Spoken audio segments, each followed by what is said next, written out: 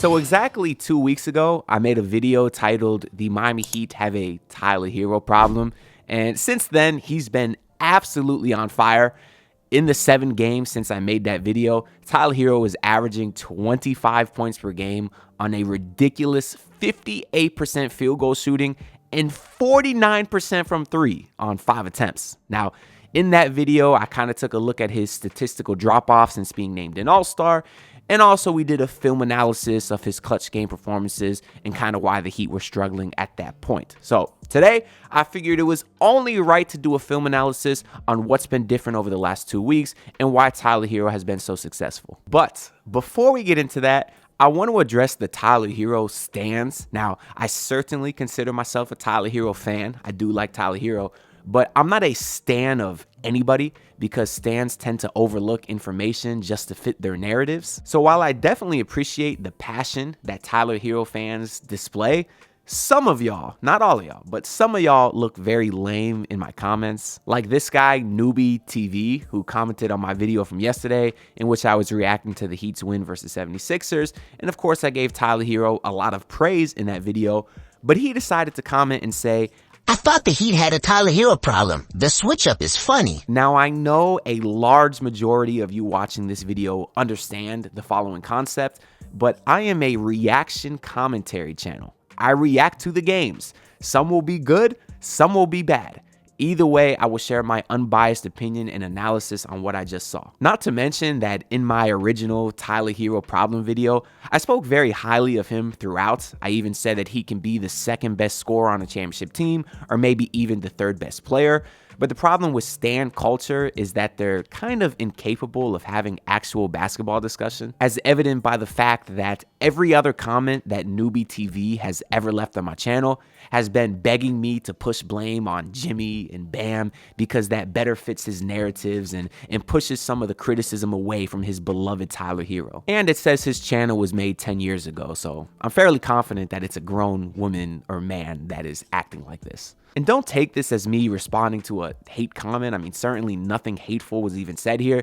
And I really don't even mean to call out Newbie TV directly because I get a lot of comments like this. But I more so just wanted to speak on stan culture in general because I feel like it's a lame epidemic that's taking over the online NBA fan community. Not to be dramatic or anything, that's just my 2 cents. But now let's get into some film analysis of Tyler Herro's 30-point game yesterday versus 76ers. We're going to be reacting to another Brady Hawk thread, who does a great job on Twitter as always, but of course I can provide some further analysis in these videos. So in this first clip, Brady mentions how basically the 76ers played terrible defense, which will be a common theme for all the videos that we're going to show today, but let's still show the first clip here where Bam Adebayo is going to catch the ball at the high post here, and immediately they're going to send a double team at him, leaving Tyler Herro wide open at the top of the key. This is kind of a stupid double team just because Tyler Herro has been shooting the ball so well over the last couple of games. And even if he wasn't shooting the ball well, he has a resume of being a great shooter. He's not a guy that you want to double off of. But I guess the 76ers felt the need to do so in this case because Bam Adebayo has also been playing well. I know the last couple of games, the numbers haven't really jumped off the box score at you, but in general, the second half of this season, he has been a much more aggressive and attacking scorer, which leads to plays like this. So even though you may see the box score and say, hey, Bam only had 16 points last night, because he was looking to attack, it just opens up things for other guys. And I feel like as a team, they're meshing very well right now. As Bam makes no hesitation to get this pass right to Tyler as soon as the double comes, does a nice left-hand pass to wrap it around the big Yabusele, the dancing bear as they call him, and Tyler Herro is going to just cash that 3. Now in this next play, you're going to see that great dribble handoff action that we so often see between Bam and Duncan, or Bam and Tyler in this case, and the play starts with Tyler Herro setting an on-ball screen for Davion Mitchell, but Mitchell's not going to use the screen, decides to hand it off to Bam Adebayo. Tyler's now going to go into that dribble handoff action, and right here, I want to note how Lonnie Walker has to go over that screen because Tyler Herro has been shooting so well. If Lonnie goes under the Bam screen, Herro is going to have plenty of space to raise up and pull. But because Lonnie has to fight over, he's in an awkward position right here to recover. That means that Adam Bona, who's a slower footed big man, has to pick up Tyler Herro, and Tyler's going to keep that ball in his left hand just to make sure nobody can strip him on the right side. And of course, that's an easy blow by past Adam Bona, is able to get back to his right hand and finish off of the glass. I do want to note a couple other things here. This Bam screen could low-key be called a moving screen. You can see right here, he does this little stutter step to kind of get into Lonnie Walker's way. Sometimes the refs call it, sometimes they don't. I would like to see Bam be a little bit more stationary and not stick his hip out so much as he is. But the other great thing about this play is you have Quentin Grimes here, who is stepping up. If the 76ers weren't such a depleted team, it's very likely they may have someone bigger than Quentin Grimes here. But in this case, the big would come to help. And look at this. Tyler Herro still has an easy lane to kick to Pelle Larsson here in the corner, who did shoot 2 for 2 from 3 yesterday. So just running this action gives you so many different options. In this case, there's no shot blocker. Tyler Herro is able to get the floater to go. If not, he's got Davion Mitchell in the top right wing, Pelle Larsson in the corner. This action just provides so many different things for the Heat to work into their offense, and they executed this play to perfection. And in this next play, Tyler Herro was actually the pick and roll ball handler, and he's going to find Pelle Larsson off a beautiful cutback door.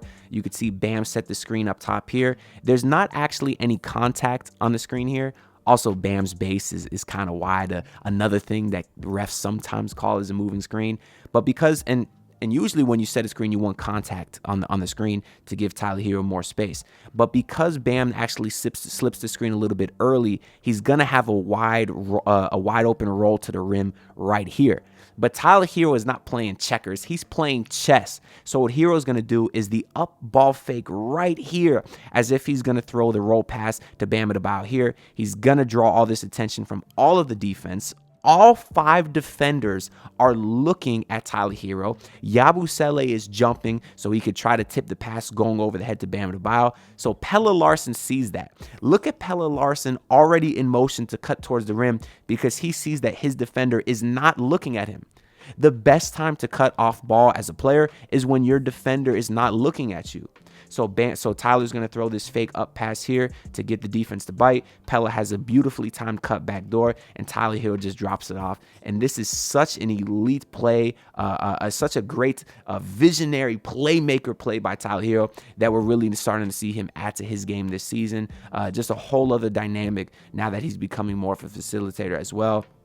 And this is just, it's great work by Tyler Herro. I interrupt this video to tell y'all about something that you're definitely going to want to hear about. Because let's be honest, things aren't so great with the Miami Heat right now. But that's okay because March Madness is here and every game is a chance to cash in. And y'all know I'm locked in, so I got to dabble a little bit in the sports betting. So what better way to do that than with MyBookie's Bet and Get program, where when you bet on a March Madness game, you get a surprise reward. That could be cash back, bonus chips, free bets. You never know what's coming next. And as Heat fans, y'all should be locked in too, because truthfully, we're probably going to have a very high draft pick. But I'm good with that because Cooper, Flag, VJ, Edgecombe, all the top prospects are looking amazing. So make sure y'all get in on the action with MyBookie and sign up using promo code MM50. That's MM50. And that will allow you to boost your bankroll with a deposit bonus to make sure you get the most out of your money. And if you don't want the deposit bonus, that's okay too. Just make sure to let them know that I sent you. So bet on any game, anytime, anywhere, only with MyBookie. Now, let's get back into the video. In this next video, you're going to see a similar play where this time Kyle Anderson is the recipient of a Tyler Herro bucket after another great cut. The play starts with Khalil Ware setting a screen on the right side of Tyler Herro. Herro is going to reject the screen, but because he is such a strong dribbler with his offhand, he's able to get a little bit of a step past Philip Willard here. Because of that, Yabusele is going to come for the double. That means Khalil Ware is going to have a roll to the rim, occupying the defense over here. You see Justin Edwards stepping up. Justin Edwards is your backside help. He's the last line of defense.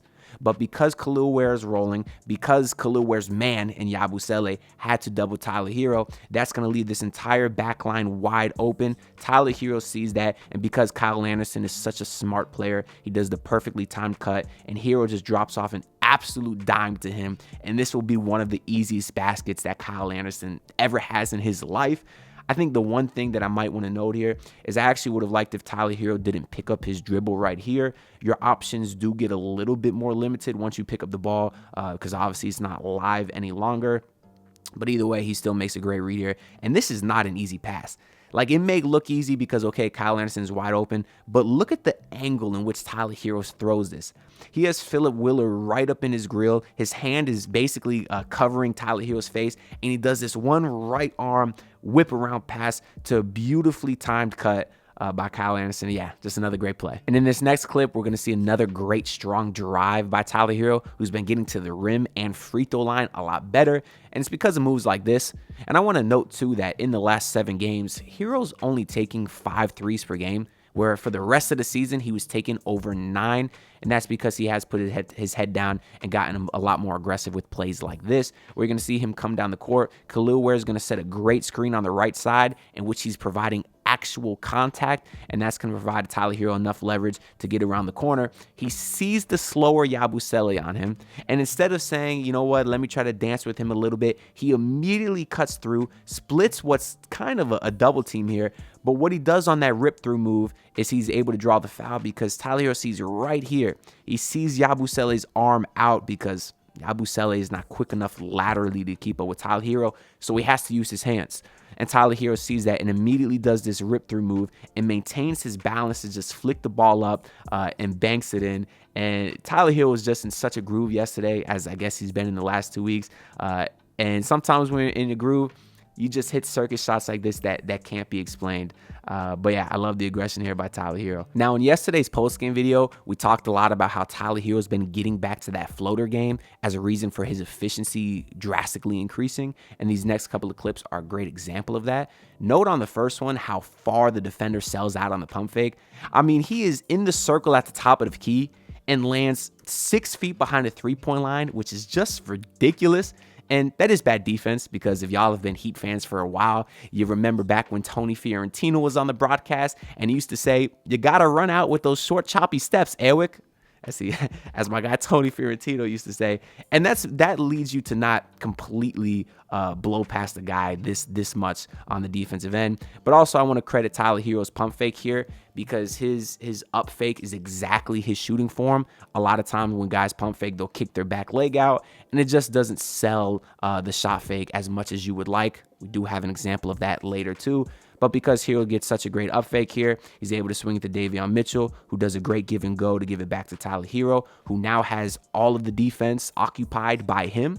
And he just gets a wide open floater to go, and he has great touch from that distance. And let's say there was a better shot blocker here than Yabusele, they probably would do a different or make it more difficult for Tyler Herro to get that floater off. And if that was the case, you got Khalil Ware right here in the dunker spot. So Tyler has 2 options here. He could finish with the floater, or if the defense commits to him, he could throw it over the top of the defense and get it to Khalil Ware. And part of the reason that we've seen him do that so much this year too is that his floater and lob pass look very similar. That's kind of the things that Trae Young is maybe one of the best at ever. But Tyler Herro has some of that in him too. But because he's able to penetrate the defense here, there's just too many options for the defense to stop him all and gets a great finish inside. On this next one, you can see Bam Adebayo set the screen on the left-hand side. Tyler Herro does a great fake to reject the screen to give him all the leverage that he needs to go inside. Look at this beautiful crossover left to right to beat his defender. The defense is going to completely commit to him, but he does a great Euro almost over the head step. Look as he puts the ball up high all the way up here so the defense can't strip him, and it allows him to go right into his motion, in which he puts a high arcing shot over the 6'10 Adam Bona. And look at Herro's reaction over this. He walked down the court mean mugging for like 5 seconds after that yesterday.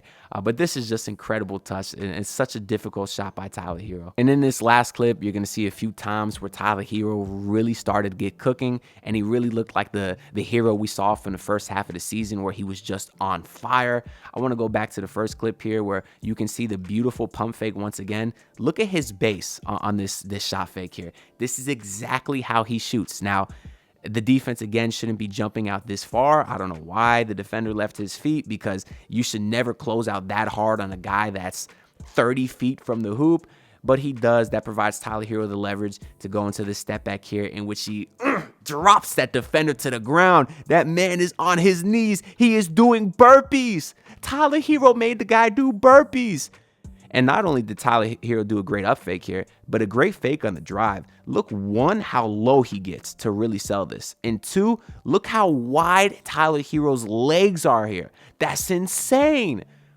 You know how difficult it is to be driving and to go to full sell out the hard drive like that and spread your legs that deep and then go right into a step back, right into your shooting motion? And of course, Tyler Herro sees the defender hit the ground and there's no choice but to shoot it. Great form, gets up, good elevation here, which you need for these deep shots. So you're not forcing it with your arms. And yeah, all net for Tyler Herro. And this next one, we really start to see him get cooking. He's getting shifty, catches the ball, does a little bit of a shift, has Philip Wheeler on him. Easy step back because now Tyler Herro is feeling himself. Now, this is the pump fake I was talking about that wasn't perfect. I'm not nitpicking or anything, but just to kind of show you some examples of how most guys pump fake. You could see here how on the pump fake, Tyler Herro kind of puts his leg back like this. Nobody is shooting a shot like this, and maybe that's part of the reason the defense actually didn't fall for this pump fake here. You can see number 14 stays on the ground there, and he doesn't leave his feet. But yeah, that's just something that I noticed when I was watching this. But it doesn't matter because Tyler Herro was in such a rhythm that this time he decides to pull for the heat check shot and just absolutely cashes it. Now listen, I have no problem with Tyler Herro taking these type of shots when he's in a groove.